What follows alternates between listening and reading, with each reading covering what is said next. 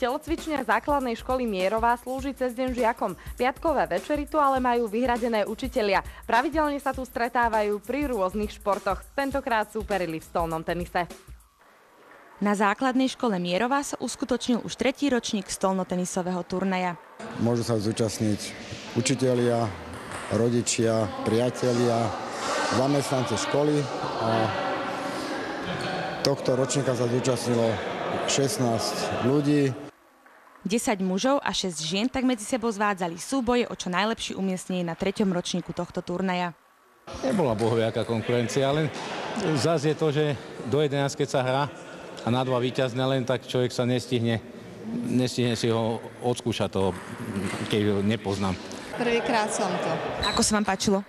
Dobre, ja trošku podskákať, vyskákať sa trošku. V mojom veku už trošku pohybu treba.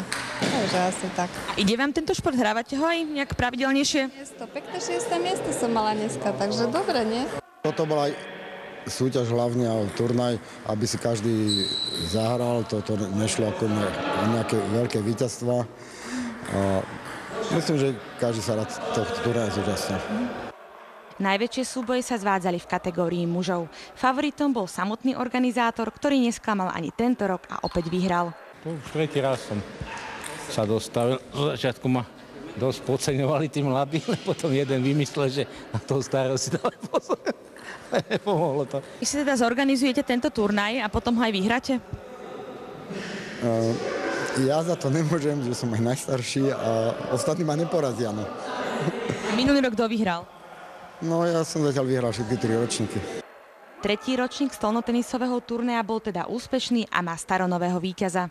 Úroveň to malo celkom dobrú. No. Uvidíme ešte 4. ročník potom a ďalšie. Kým budeme vládať, budeme organizovať.